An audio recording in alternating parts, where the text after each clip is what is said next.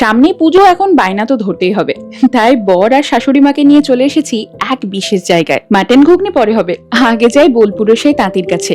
বাংলাদেশের খাঁটি জামদানিও আছে। মহিলাদের পছন্দের তালিকার কথা ভেবে পুরুষ মানুষদের কথা কজন আর ভাবে, কিন্তু এখানে দেখছি তাও হাজির। চোখ ফেরাতে পারছি না শাড়ি, ব্লাউজ, গয়নাগাটির ওপর থেকে। আচ্ছা, এসেছি কোথায়?